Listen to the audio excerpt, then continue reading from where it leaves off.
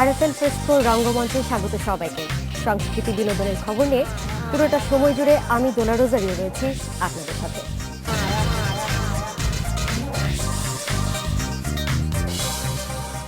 শিল্পী মুর্তজা বশির কাজ করেছেন প্রায় সকল শিল্প মাধ্যমে। দীর্ঘদিন গুরুতর অসুস্থ অবস্থায় ভর্তি ছিলেন হাসপাতালে। তবে বুকে পেসমেকার বসানোর পর শিল্পীর শারীরিক অবস্থা এখন কিছুটা ভালো। বর্তমান শিল্প যাপন নিয়ে শিল্পী কথা বলেছেন রঙ্গমঞ্চের সাথে।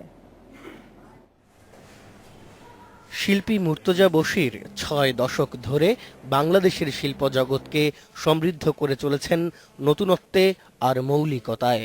নিজের ৮৩তম জন্মদিনের দ্বার প্রান্তে দাঁড়ানো শিল্পী এখনও নিবেদিত আত্মানুসন্ধানে। ডাক্তার এসে বললো লাইফ সাপোর্ট লাগবে না, এটা আল্লাহর ইচ্ছা।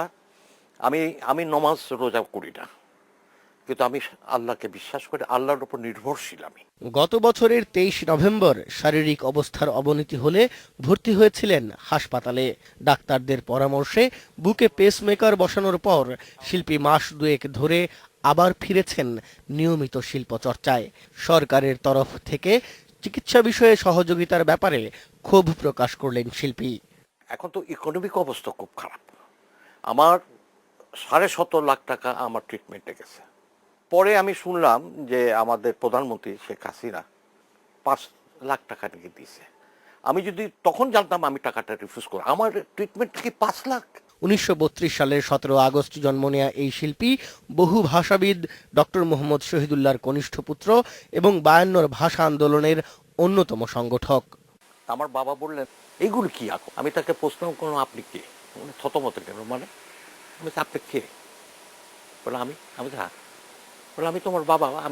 আপনি আমার বাবা, আমি আপনার ছেলে ঠিকই, কিন্তু আমরা সব মৃত, আমরা অশরীরী। We are dragging our self. তো উনি অনেকক্ষণ আমার মুখে দিয়ে তাকিয়ে থেকে বললেন তা হয়তো হবে, তবে তুমি কি একোস আমি যাই না, তবে এই ছবিটা আমাকে খুব নাড়া দেয়। That is the real recognition. ২১ পদক যখন আমি ৮০ সালে পেলাম, আমি অত তৃপ্তি পাইনি, কিন্তু আমার বাবার এটা মনে হয়েছে সবচেয়ে বড় পুরস্কার। নিজের শিল্পকর্মে সব সময় নিমগ্ন থাকতেই পছন্দ করেন তিনি। ৮৩তম জন্মদিন ঘিরে গ্যালারি কায়ায় নিজের নতুন চিত্রকর্মসমূহ নিয়ে একক প্রদর্শনীর প্রস্তুতি নিচ্ছেন শিল্পী। ইরাক যুদ্ধের সময় যখন কিলিংটা হচ্ছে, তখন আমি কোলাজ করেছিলাম নো মোর ওয়ার, কিংবা লিবার্টি নাও, লিবার্টি স্ট্যাচু লজ্জায় হাঁটু বেড়ে বসে গেছে। এই ধরনের আমি কিছু কোলাজ করেছিলাম। তো সেইগুলো আর কিছু আমার ড্রয়িং এইগুলো দিয়ে মানে এখন বাংলাদেশের চিত্রকলা ও নবীন চিত্রশিল্পীদের নিয়ে প্রচণ্ড আশাবাদী শিল্পী চান জীবনের শেষ মুহূর্ত পর্যন্ত সক্রিয় ও সৃজনশীল থাকতে। শিমুল সালাহুদ্দিন, ইন্ডিপেন্ডেন্ট নিউজ। দেশের প্রায় সব প্রযোজনা প্রতিষ্ঠান থেকেই কম বেশি অডিও অ্যালবাম মুক্তি পাচ্ছে এই ঈদে। জনপ্রিয় নতুন শিল্পীদের প্রকাশিত একক, দ্বৈত ও মিশ্র অ্যালবামের তালিকাটাও এবার তাই বেশ দীর্ঘ। উৎসব কেন্দ্রিক এদেশের অডিও বাজারের সামনে এখন সবচেয়ে বড় উৎসব ঈদ, আর তাই বরাবরের মতো এবার ঈদেও বাজারে এসেছে এবং আসার অপেক্ষায় রয়েছে অসংখ্য অডিও অ্যালবাম। প্রযোজনা প্রতিষ্ঠানগুলোর তথ্য মতে গেল ৫ বছরের মধ্যে সবচেয়ে বেশি তারকার অ্যালবাম প্রকাশ পাচ্ছে এই ঈদে। অনেকটা বিধ্বস্ত এই শিল্পের জন্য তাই এবারের ঈদ জ্বালিয়েছে আশার প্রদীপ। ভালো লাগছে যে আমাদের অনেক সিনিয়র আর্টিস্টরা বাজারে আসছেন, অনেক জুনিয়ররা গান করছে, আমাদের সমসাময়িক যারা সবাই অ্যালবাম বের করছে, এবং আমার মনে হয় প্রায় ১৫০ শতাধিক অ্যালবাম বেরোচ্ছে এই বাজারে। গত বছরের তুলনায় আমাদের এই বছর একটু প্রিপারেশনও বেশি। গত বছর তো আমাদের অনেক বিভিন্ন রাজনৈতিক অস্থিরতার কারণে আমরা অনেকগুলো অ্যালবাম জড়ো হয়ে গিয়েছিল ঈদের জন্য।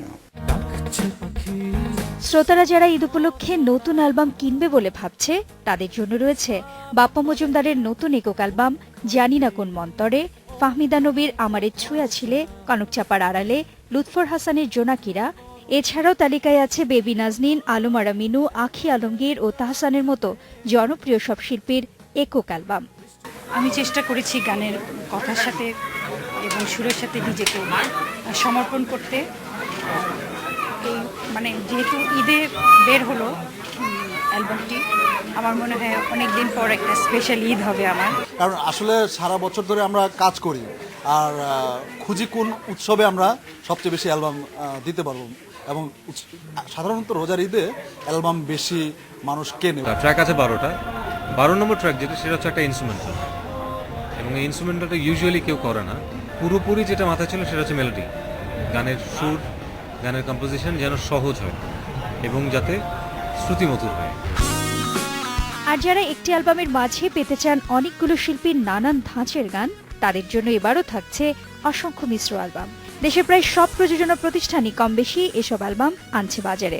25টার মতো অ্যালবাম আমরা রিলিজ করতেছি। এর মধ্যে অলরেডি 13টা অ্যালবাম রিলিজ করে ফেলেছি, আরও 12টা আছে আমাদের রিলিজের মধ্যে। এই সপ্তাহের মধ্যে সবগুলো আমরা মার্কেটে ছেড়ে দিব। অডিওর পাশাপাশি বেসরকারি মুঠোফোন কোম্পানির ব্যানারে ডিজিটালি আসছে বেশ কজন শিল্পীর অ্যালবাম। এদের মধ্যে আসিফের জানরে, ন্যান্সির দুষ্টু ছেলে অন্যতম। মানুষ ইলিগেল ওয়েবসাইট বা পেন ড্রাইভ থেকে নিয়ে নেয় গান, কখনো কখনো আপনার মেমোরি কার্ডে গান নিয়ে নেয়। তো অ্যাভয়েড করার জন্য বেসিক্যালি আমরা রেভিনিউ নিশ্চিত করার জন্য অনলাইনে যাই, এবং একটা পর্যায়ে আমরা ডেফিনেটলি ফিজিক্যাল সিডি দিব। অডিও বাজার ঘুরে সব মিলিয়ে বলাই যায় জমজমাট একটি ঈদ অপেক্ষা করছে ঝিমিয়ে পড়া এই শিল্পের জন্য। যেসব প্রযোজনা প্রতিষ্ঠান ও শিল্পীরা এরই মধ্যে আশায় বুক বেঁধেছেন, তাদের আশা শেষমেশ কতটুকু সফল হয় তার উত্তর তো সময় বলে দেবে। Tabina Shabnam, Independent News. আলাল ও দুলাল, পপগুরু আজম খানের গাওয়া জনপ্রিয় গান। এবার এই গানটি নিয়ে নির্মিত হয়েছে নাটক। 6 পর্বের বিশেষ ধারাবাহিক এই নাটকের নাম আলাল, দুলাল ও হাজি চান। আলাল ও দুলাল দুই ভাই, তাদের বাবা হাজি চান। পপ সম্রাট আজম খানের কালজয়ী গানের 3টি চরিত্র নিয়ে তৈরি হয়েছে ধারাবাহিক নাটকটি। আর নাটকটি রচনা করেছেন মেজবাউদ্দিন সুমন। পুরান ঢাকার ব্যবসায়ী হাজি চানের অবাধ্য সন্তান আলাল দুলাল। নানাভাবে মানুষকে উত্ত্যক্ত করে তারা। ক্যারাম বোর্ড, চায়ের দোকান, টিকাটুলির পুকুর পাড় অথবা পাতলাখান লেন আলাল দুলালের অভয় আশ্রম। এদিকে প্রতিবেশী এবং মহল্লার মানুষদের নালিশে নাজেহাল হাজি চান। সিদ্ধান্ত নেন 2 ছেলেকে বিয়ে দেবে। শুরু হয় পাত্রী খোঁজা, ঘটতে থাকে মজার সব ঘটনা। এতে আলাল চরিত্রে মিশু সাব্বির এবং দুলাল চরিত্রে অভিনয় করেছেন নাইম। এছাড়াও আছেন লুৎফর রহমান জর্জ, হাসিন, উর্মিলা। নাটকটি পরিচালনা করেছেন পল্লব বিশ্বাস। নাটকটি লেখার সময় আজম খানের মেয়ের অনুমতি নেয়ার বিষয়টি নিশ্চিত করেছেন তিনি। নাটকের শুরুর অংশে শ্রদ্ধা জানানো হবে আজম খানের প্রতি। প্রতীক আকবর, ইন্ডিপেন্ডেন্ট নিউজ। এবারে সময় হলো একটা বিরতির। বিনোদনের আরো খবর নিয়ে ফিরছি শিগগিরই, সাথে থাকুন।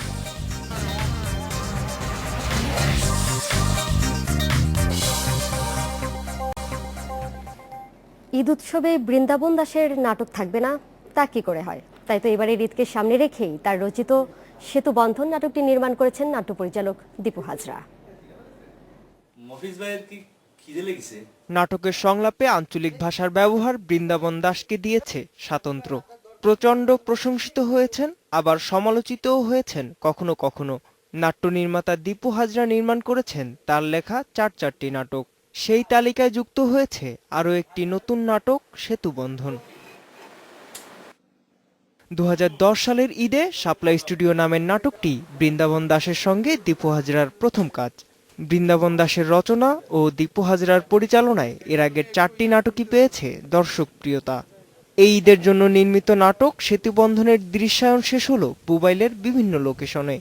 তো ঈদের মৌসুমগুলোতে হয় কি যে একটু বিনোদন, একটু আনন্দ রস, তারপরে তাদের পছন্দের শিল্পীগুলো, এবং সেই গল্প যদি গ্রামেরও হয় আমি সেটাও করতে রাজি ছিলাম। শহরে হলে আমার সমস্যা আমি আনন্দটা কতটুকু দিতে পারলাম, কতটুকু মেসেজ দিতে পারলাম।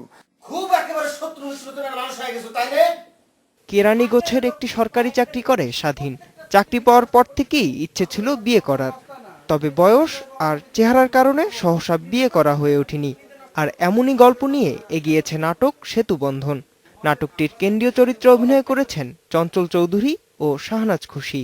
আমি একটা মেসে থাকি, মেসে সবাই আমার জুনিয়র, কেউ ইউনিভার্সিটিতে পড়ে বা কেউ আরো চাকরি বাকরি করে, এরকম ওদেরকে নিয়ে প্রত্যেক শুক্রবার আমি পাত্রী দেখতে যাই। কিন্তু আমার পছন্দের পাত্রী আমি খুঁজে পাই না, এটা যেমন সত্য, আবার পাত্রীর পক্ষও তেমন আমাকে পছন্দ করে না। নাটকের অন্যান্য চরিত্রে অভিনয় করেছেন তারিক স্বপন, সুজাত শিমুল ও মাসুদ রানা মিঠু সহ আরো অনেকে। শুভবর্ণ, ইন্ডিপেন্ডেন্ট নিউজ। এবার কুইজ। প্রতিদিন রঙ্গমঞ্চ কুইজ প্রতিযোগিতায় অংশ নিয়ে জিতে নিন 33 রেস্টুরেন্টের সৌজন্যে 2 জনের ফ্রি ডিনারের সুযোগ। প্রতিদিন সর্বাধিক উত্তরদাতার মধ্য থেকে একজনকে দেওয়া হবে এই কুপন। আজকের প্রশ্ন, আলাল ও দুলাল গানটি কার? এ ফুয়াদ নাসের বাবু, বি আজম খান। প্রতিযোগিতায় অংশ নিতে চাইলে আপনার মোবাইলের মেসেজ অপশনে গিয়ে টাইপ করুন RMO স্পেস সঠিক উত্তর এ বা বি স্পেস আপনার নাম আর পাঠিয়ে দিন 16232 নম্বরে, যত খুশি ততবার। প্রয়াত চলচ্চিত্র নির্মাতা তারেক মাসুদকে নিয়ে নির্মিত হয়েছে প্রামাণ্যচিত্র। সুলতান শিরোনামের এই প্রামাণ্যচিত্রটি নির্মাণ করেছেন দিলশাদুল হক শিমুল। 2010 সালের শেষের দিকে পরিচালক শুরু করেছিলেন এর নির্মাণ কাজ। প্রামাণ্যচিত্রটির অধিকাংশ শুটিং হয়েছে নড়াইলে। পরিচালকের দৃষ্টিতে SM সুলতানকে নিয়ে কাজ করতে গিয়ে তারেক মাসুদ খুঁজে পেয়েছিলেন নিজেকে। এখন চলছে চিত্রটির সম্পাদনার কাজ। পরিচালক শিমুল জানান, এবছরই বিভিন্ন বিশ্ববিদ্যালয় এবং মিলনায়তনে হবে 1 ঘন্টা দৈর্ঘ্যের এই প্রামাণ্যচিত্রের প্রদর্শনী।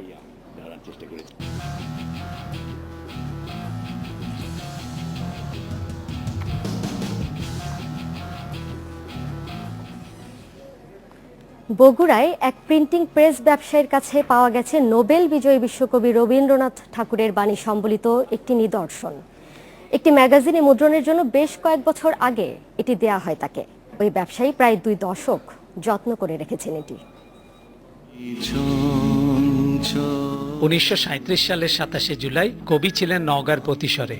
বগুড়ার দুপচাচিয়া মডেল হাই স্কুলের 10ম শ্রেণীর শিক্ষার্থীরা তাকে তাদের স্কুলে আসার অনুরোধ জানাতে যান সেখানে, কিন্তু ব্যস্ততার কারণে সে আমন্ত্রণ রাখতে পারেননি কবি। তবে তিনি স্কুলের সাফল্য কামনা করে লিখে দেন 4 লাইনের একটি শুভেচ্ছা বাণী। কালের আবর্তনে যা হয়ে গেছে ইতিহাসের নিদর্শন। উনি ওনার নিজের হাতে ওনার নিজস্ব প্যাডে একটা বাণী দিয়েছিলেন, সেটা 3-4 লাইনের বাণী, এবং সেটা নিয়ে আসা দুপচাচিয়া হাই স্কুলে দীর্ঘদিন এখানে দেওয়ালে ঝুলানো ছিল, কিন্তু অনিবার্য কারণবশত ওই বাণীটা ওনার নিজের হাতের লেখা এখানে থেকে অন্যত্র কোথায় চলে গেছে তার কোনো খোঁজ খবর আমাদের জানা নাই। কবির পারিবারিক প্যাডে লেখা বাণীতে কবি যারা জ্ঞান চর্চা করছেন তাদের শুভকামনা করেন। ওই পাতায় ইংরেজিতে কবির বাড়ির ঠিকানা এবং একটি টেলিফোন নাম্বারও ছিল। আর মানুষ যারা গেছে তাকে সালাম করছেন, সালাম করার পর তোমরা কোথা থেকে আসলো? তো বললাম আমরা বগুড়ার জেলার দুপচাচিয়া হাই স্কুল থেকে আসছি। আমি শুনেছি, শোনার পর উনি তখন ওই প্যাডে ওই বাণীটা লিখে দিচ্ছে। ছাপাখানার মালিক খাজা রেজা আহমেদ রুবেল জানান, নিদর্শনটি তার কাছে এসেছে 17 থেকে 18 বছর আগে। তবে কোন প্রতিষ্ঠানের কোন প্রকাশনায় ছাপানোর জন্য এটা তার কাছে এসেছিল তা তার মনে নেই, তবে বেশ যত্ন করেই তিনি রেখেছিলেন সেটি। প্রত্নতত্ত্ব ও জাদুঘর অধিদপ্তরের রাজশাহী বিভাগীয় আঞ্চলিক পরিচালক বাদরুল আলম টেলিফোনে জানিয়েছেন, কবিগুরুর এই বাণী তারা সংগ্রহ করে প্রদর্শনের ব্যবস্থা করবেন। Hasibur Rahman Bilu, independent news, Bogura. আজ এ পর্যন্তই। সংস্কৃতি বিনোদনের খবর নিয়ে দেখা হবে আবার। সে পর্যন্ত সবাই ভালো থাকুন আর চোখ রাখুন ইন্ডিপেন্ডেন্ট টেলিভিশনের পর্দায়।